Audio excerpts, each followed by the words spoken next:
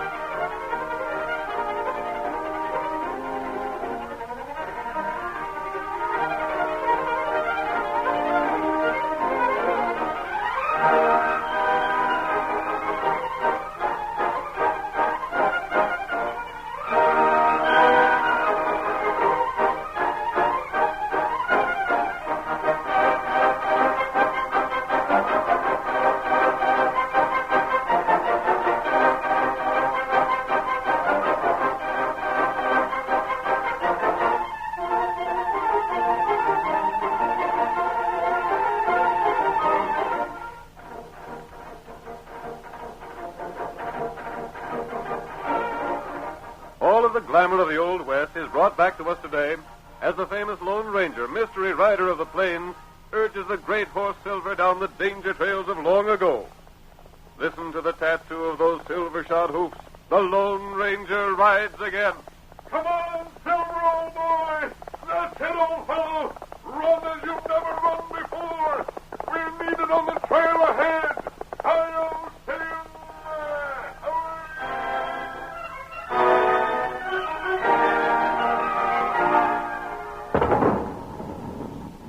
That thunder of cannons was the signal for the start of the first thrilling ride of the Pony Express in the year 1860. The route extended from Missouri to California. For 2 years, the most highly skilled young horsemen and the fastest mounts carried the mail across the country in record time. 24 hours a day, the Pony Riders urged their fleet little horses along the trail at top speed.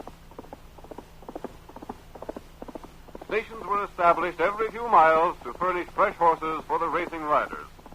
Our story begins as we see a foam-flecked horse pull to a stop at the end of his run. There he is, just on time. Slap that saddle on a fresh horse and let me be on my way. I'm out to make a record. Bill Cody just passed here in the eastbound I'll run. beat his time if I have to break my neck trying. Want some hot coffee? Not this time. Hurry up with that saddle. Cinch it up tight. I got some important papers this trip. Yeah? What are they? I don't know. Something for Silver Gulch. This particular load's just got to get through fast. Sam takes the mail from you at the next station, don't he? Yeah. What's taking you so long about that horse? Hurry up there. Watch out for engines ahead. I'm watching all the time. Your horse is ready. That's the ticket. Well, I'm on my way. Hup, get him on there, boy.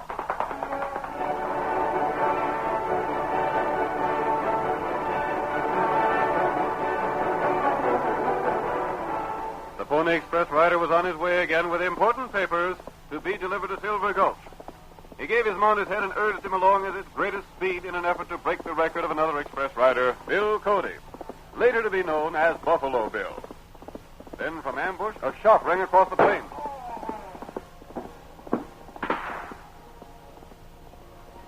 The Pony Express rider fell headlong from his horse while the animal continued down the trail alone. In the meantime, the Lone Ranger and his faithful Indian companion, Tonto, had made their camp along the route at a point several miles beyond the spot where the express rider had been ambushed. As the riderless horse flashed past them, they ran out on the trail looking for some explanation. That Pony Rider horse. But where's the rider? Me not know. Maybe him fall off. The Pony Riders don't fall off their horses, Tonto. That's right. And that horse isn't running away. It's galloping right along the regular trail. Something's happened. Maybe that's right. Here, Silver. What you do, huh? It's about 8 miles to the station where the horses are changed. We're going back there, Tonto, and see what's happened to the Pony Rider. And that's good. When anyone interferes with the mail, it's something serious. You think someone do something? The only way to get a Pony Rider from his horse is to shoot him off. Yep. Come with me, Tonto. Tonto, ready. Come on, Silver.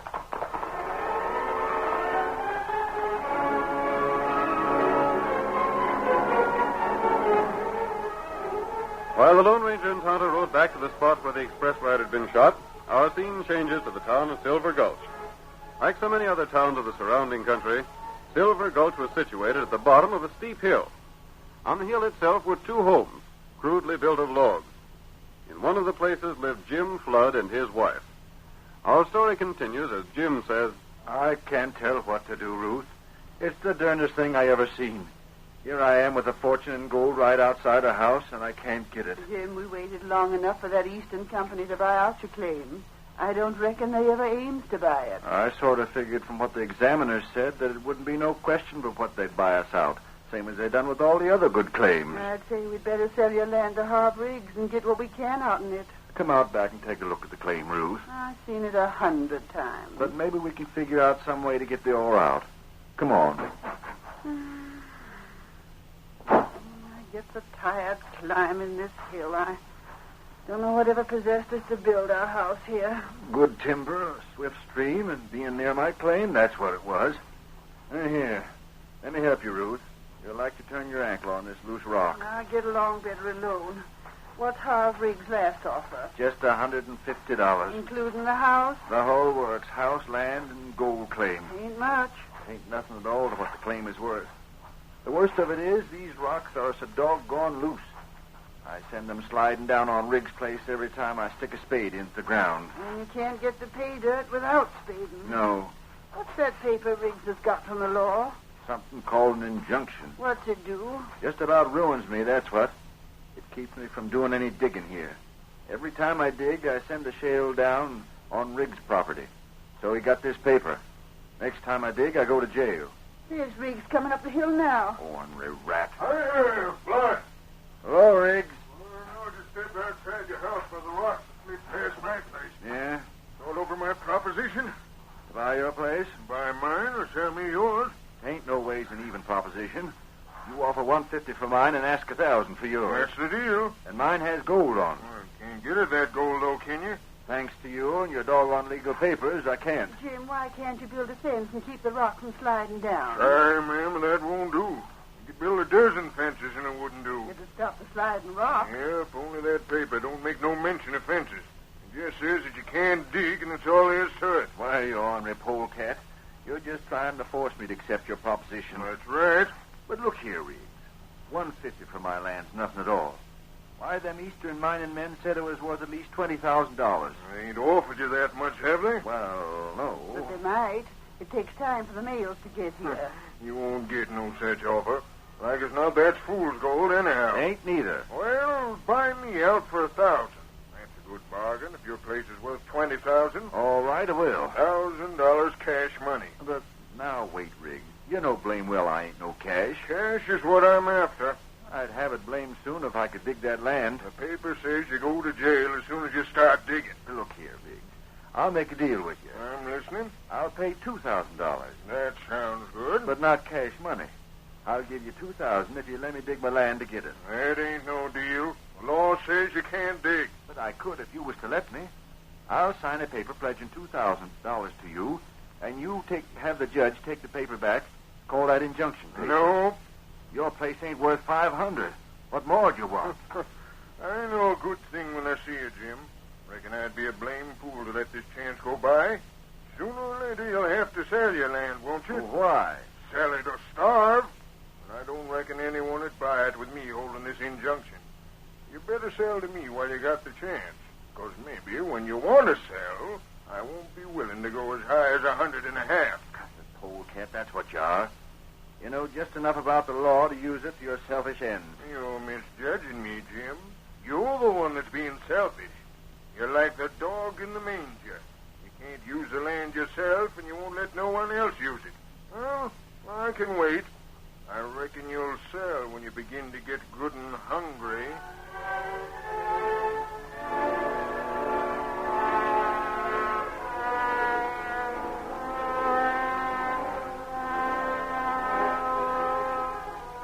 Several days went by.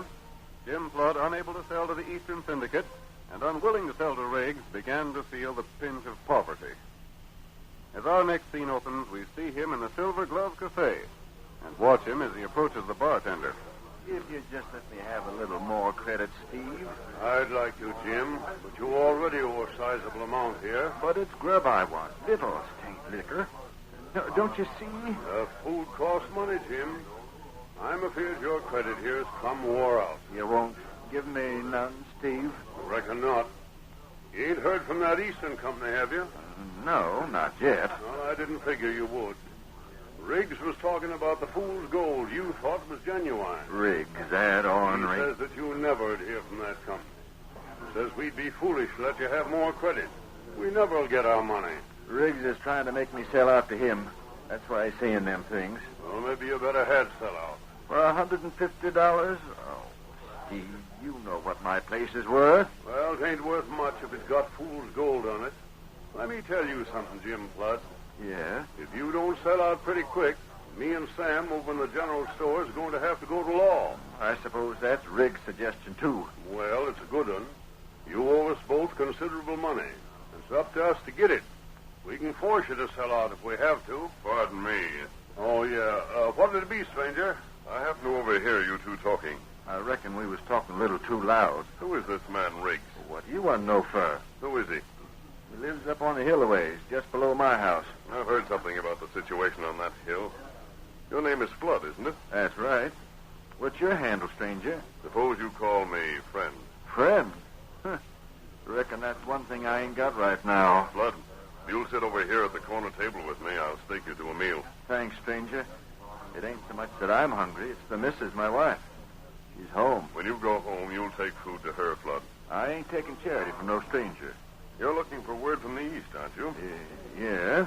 Hey, stranger. You sort of talk like an Easterner. Is that where you're from? Fix up some food for Flood to take home when he goes. You'll be paid for it. Are you from the Eastern Mining Syndicate? Suppose we sit over here at this corner table and talk.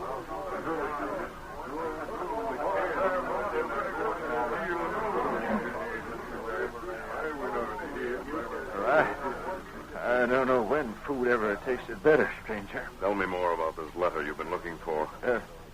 Seeing as you ain't from the mining company, I reckon I ain't looking for no letter. Just what was it to be? Well, I reckon there ain't no use talking about it now. I sort of hoped I might get an offer for my land. I can't work it on account of its being on a hill. The stone falls down on Riggs' land. I heard about that. He has an injunction that prevents you from working your land. Yeah, that's right. He wants to buy your place from you. For $150. Huh. That ain't very much, but I expect I'll soon have to sell to him. Suppose the Eastern Company did buy the land. Shucks, they'd be able to rake up the cash and pay Riggs what he wants for his place and work the claim. But you can't pay the cash, huh? Gosh, no. I can't even raise the price of a square meal no more. How'd I ever get $1,000? I'd like to see Harv Riggs. Oh, he'll be coming in here real soon, blowing off his mouth and bragging how he put a slick deal over on me. You just stick around, stranger, and you'll see him.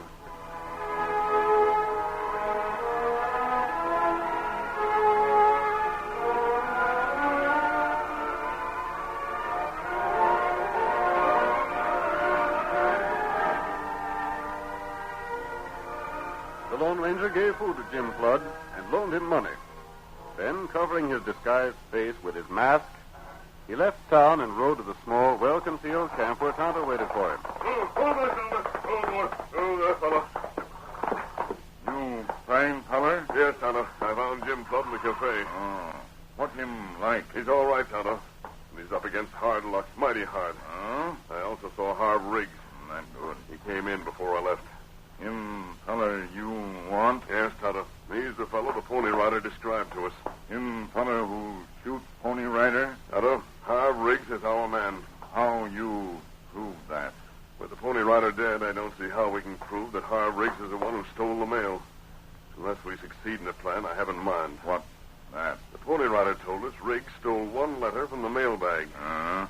Then him leave Pony Rider. He left the rest of the mail as it was, strapped to the back of the rider. It looked like Indians had done the killing. I think the paper Riggs stole was an offer from the East to buy Jim Flood's claim. What we do? Unless Flood has that paper, he'll sell out for practically nothing. Then Riggs will sell to the Eastern Corporation. I want to find that paper, Tonto. Must be someplace in Harv Riggs' house.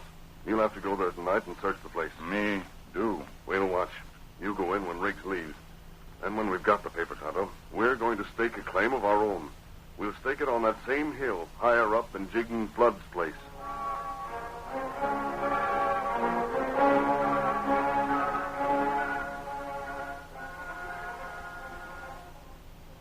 The curtain falls on the first act of tonight's Lone Ranger drama. Before the next exciting scene, please permit us to pause for just a few moments.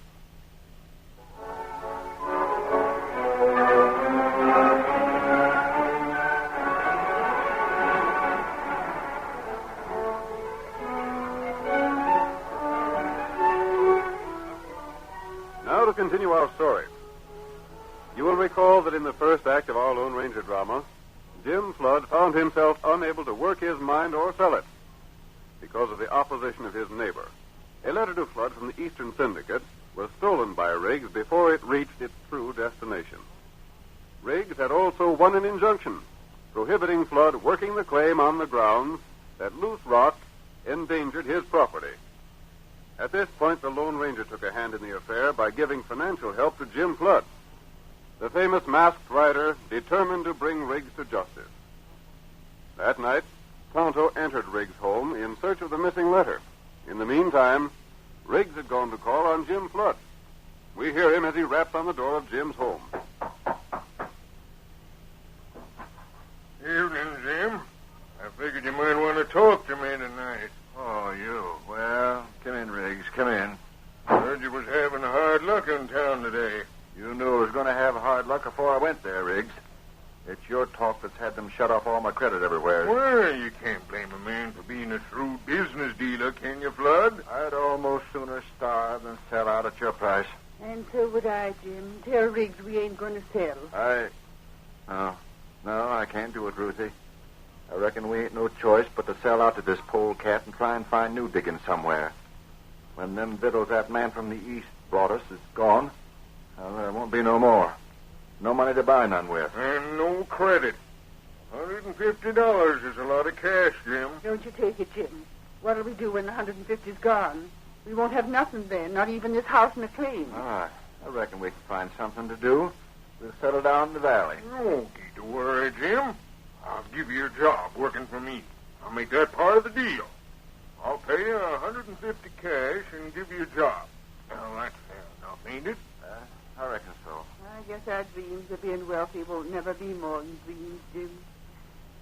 Some people just ain't cut out for well. That's the way to look at it, Mrs. Flood. Now, here, I got a paper all made out.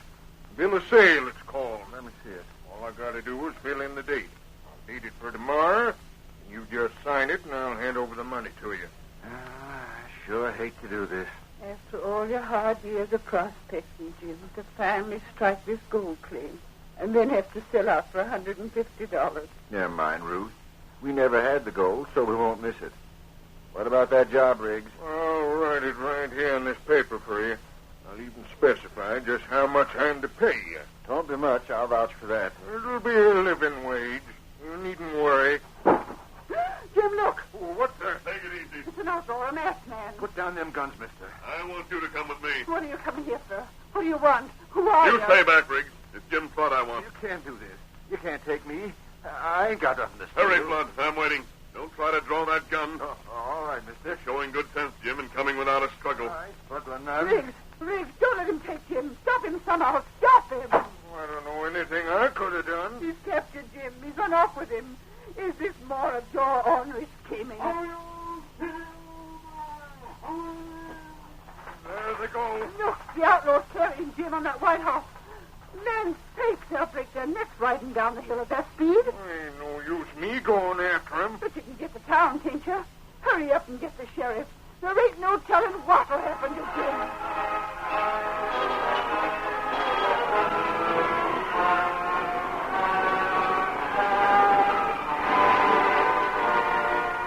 The Lone Ranger made Jim a captive, but he took him only far enough from his home to explain a daring plan to the miner. He gave Flood careful instructions before releasing him, then rejoined Tonto. Tonto, did you find the letter Harv Riggs stole? Tonto looked in the house. Not find letter. He wouldn't destroy the letter, Kemosabe, because he'd want to sell the mine to the company when he gets it from Jim. Must be hidden somewhere in his house. Until not find, You searched the house? me not have much time. Search only part of house. He may have the letter in his pocket. We'll go ahead with our plans anyway. I think he'll produce the letter when the time comes. Not good. I told Jim Flood just what he's to do, and he's agreed to do it. Ah, He's on his way to talk to his wife right now. And in a few minutes, I think we'll see them leaving the house.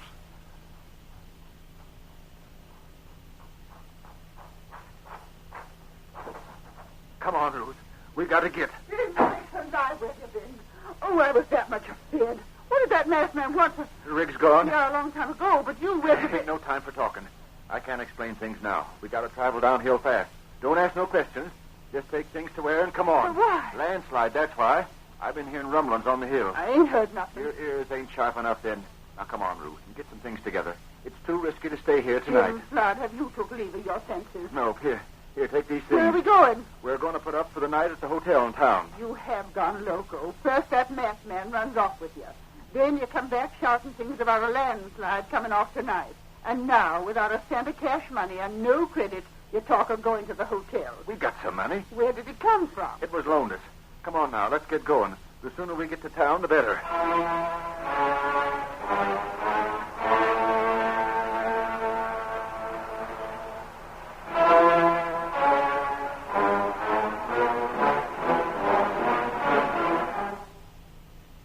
The Lone Ranger and Tonto were outside Jim's home, waiting in the darkness, until the sound of falling stones told them of the departure of Flood and his wife.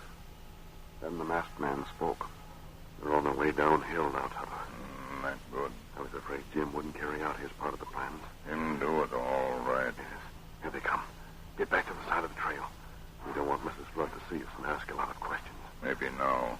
I'll go start uphill, huh? No, not just yet. Wait until they pass by. I still can't see what possesses you to leave the house tonight, Jim Flood. Ruth, some men can tell by feeling inside them when it's going to rain. Some can tell other things. But me, I can tell there's a landslide due before morning, and I'm going to stay on this hill and get catched in it. Well, you can tell a blame sight more than I can. That's all I got to say. Now, Tonto, you start up the hill. Get everything ready. Now wait till Jim Flood gets to town before I ride in with the exciting news.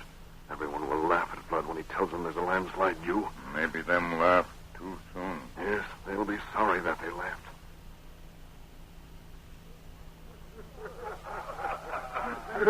Where do you feel the landslide? In your bones, Jim? All right, Dad. That's a lot of you. Go on and laugh. Boys, he invites us to laugh. Free of charge. Didn't have his rheumatic ache when rain is due. He gets a feeling when there'll be a landslide coming on. Hey, what's that? Hey, what's all that noise?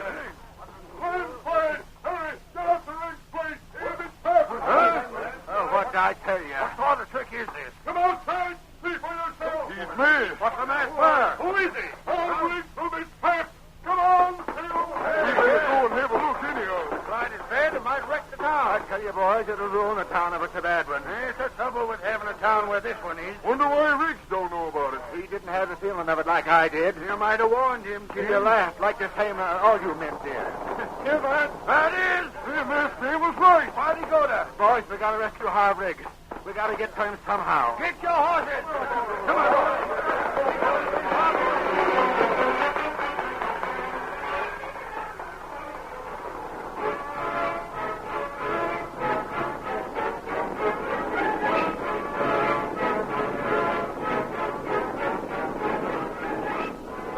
The men of Silver Gulch learned to their alarm that a landslide had actually started. Jim Flood and his wife were safe, but it was feared that Riggs would be destroyed in his cabin. And so while rocks and shale thundered into the valley, men fought their way upward to rescue him. His door faces the top of the hill, boys. Likely it's been jammed with rocks so you can't get out. Come on, boys. Keep your footing. Riggs is in his house. Come on and help me. There's that masked man. There he is. We're coming, stranger. We're coming. Is Riggs in there? He can't get out. Rocks are piled against the house. Toss them rocks aside, boys. Help! Help! Let me out. Let me out of here. We're here, Riggs. We'll get you out. Hurry! All the house doors in and get those rocks away from the door. That's right. We're stop enough now. You're going to be all right, Riggs. Keep them rocks aside. It won't be long now. I guess the worst of the slide's done with. Sounded to me like a blast that started it. Hurry with those rocks. Get me out, boys. In the name of goodness, hurry and get me out of here. This is downright curious. These rocks don't look like shale that have been broken off. They look like they've been piled here by someone. Never mind thinking too much. Get him to the side. Now we can get out. Oh, God.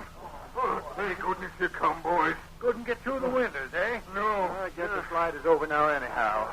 But your work, men, has just begun. What's Who are you anyhow, stranger? You stand right where you are. I imagine when you thought you'd lose your house with a slide, you hid the most valuable of your possessions on your person. I hope so.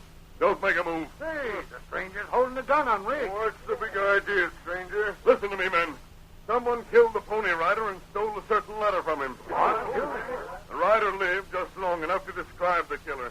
He knew the letter was addressed to Jim Flood, and the killer he described was Harv Riggs. He lied. He ain't got no proof. The description of the murderer fits you, Riggs. Since I came here, I found out that you'd have reason to want that letter. I wouldn't. That ain't true. Keep your hands where they are. See here, stranger. You can't talk like Listen to me this. till I finish. The letter to Jim Flood was one he was expecting from an Eastern mining syndicate. I thought I'd get an offer to buy my place, you see, gent. Well, Riggs knowed that.